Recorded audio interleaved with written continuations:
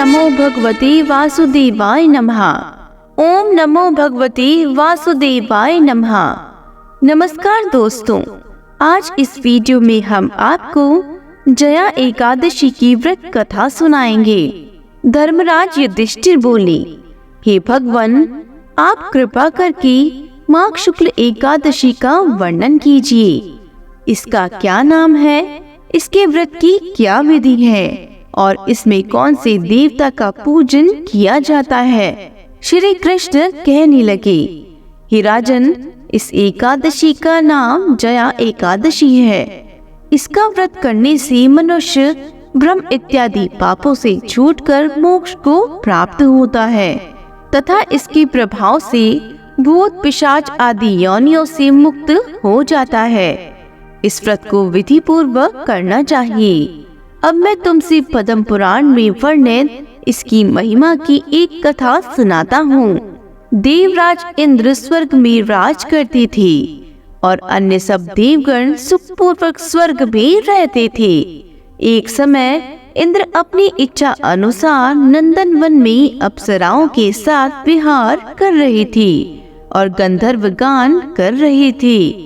उन गंधर्वों में प्रसिद्ध पुष्पदंत तथा उनकी कन्या पुष्पवती और चित्रसेन तथा उनकी स्त्री मालिनी भी उपस्थित थे।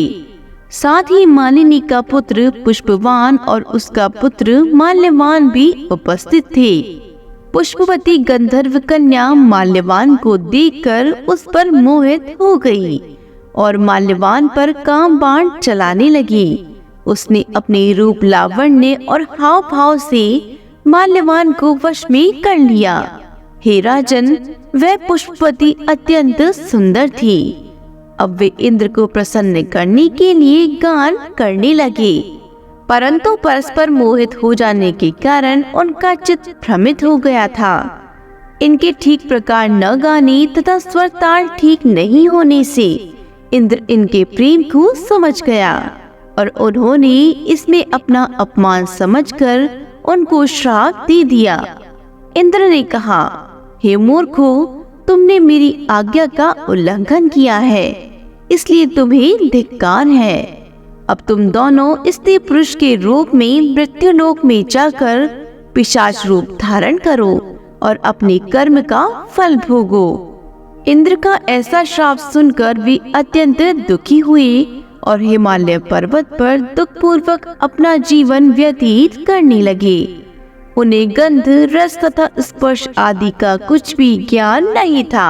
वहाँ उनको महान दुख मिल रहे थे। उन्हें एक क्षण के लिए भी निद्रा नहीं आती थी। उस जगह अत्यंत शीत था, इससे उनके रोंगटे खड़े रहते और मारे शीत के दान बजते रहते। एक दिन पिशाच ने अपनी स्त्री से कहा, पिछले जन्म में हमने ऐसे कौन से पाप किए थे जिससे हमको ये दुखदायी पिशाच योनि प्राप्त हुई। इस पिशाच योनि से तो नरक के दुख सहना ही उत्तम है। अतः हमें अब किसी प्रकार का पाप नहीं करना चाहिए। इस प्रकार विचार करते हुए वे अपने दिन व्यतीत कर रहे थे। देवयोग से तभी माघ मास में शुक्ल पक्ष की जया नामक एकादशी आई। उस दिन उन्होंने कुछ भी भोजन नहीं किया और न कोई पाप कर्म ही किया, केवल फल फूल खाकर ही दिन व्यतीत किया और सायंकाल के समय महान दुख से पीपल के वृक्ष के नीचे बैठ गए। उस समय सूर्य भगवान अस्त हो रहे थे। उस रात को अत्यंत ठंड थी। इस कारण वे दोनों शीत के मारे अति दुखित होकर मृतक के समान आपस में चिपटे हुए पड़े रहे। उस रात्रि को उनको निद्रा भी नहीं आई। हे राजन, जया एकादशी के उपवास और रात्रि के जागरण से दूसरे दिन प्रभात होते ही उनकी पिशाच योनि छूट गई। अत्यंत सुंदर गंधर्व और अप्सरा की देह धारण कर सुंदर वस्त्राभूषण से अलंकृत होकर उन्होंने स्वर्गलोक को प्रस्थान किया। उस समय आकाश में देवता उनकी स्तुति करते हुए पुष्प वर्षा करने लगे। स्वर्गलोक में जाकर इन दोनों ने देवराज इंद्र को प्रणाम किया। इंद्र इनको पहले रूप में देखकर अत्यंत आश्चर्यचकित हुआ और पूछने लगा, तुमने अपनी पिशाच योनि से किस तरह छुटकारा पाया, सो सब बतलाओ। माल्यवान बोले, हे देवेंद्र, भगवान विष्णु की कृपा और जया एकादशी के व्रत के प्रभाव से ही हमारी पिशाच देह छूटी है। तब इंद्र बोले, हे माल्यवान, भगवान की कृपा और एकादशी का व्रत करने से न केवल तुम्हारी पिशाच योनि छूट गई, वरन हम लोगों के भी वंदनीय हो गए, क्योंकि विष्णु और शिव के भक्त हम लोगों के वंदनीय है। अतः आप धन्य है। अब आप पुष्पवती के साथ जाकर विहार करो। श्री कृष्ण कहने लगे कि हे राजा युधिष्ठिर, इस जया एकादशी के व्रत से बुरी योनि छूट जाती है। जिस मनुष्य ने इस एकादशी का व्रत किया है, उसने मानो सब यज्ञ जप दान आदि कर लिए।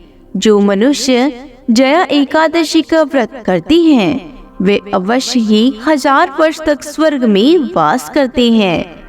हे युधिष्ठिर, सभी मनुष्य को जया एकादशी का व्रत अवश्य करना चाहिए। इससे स्वर्ग की प्राप्ति होती है और सभी पापों का नाश होता है।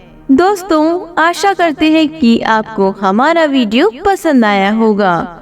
इसी तरह के और भी वीडियोस को देखने के लिए हमारे चैनल को लाइक, शेयर एंड सब्सक्राइब जरूर करें और बेल नोटिफिकेशन को भी ऑन कर लें, जिससे आने वाले सभी व्रत और त्योहारों की जानकारी आपको मिलती रहेगी। बोलो विष्णु भगवान की जय हो।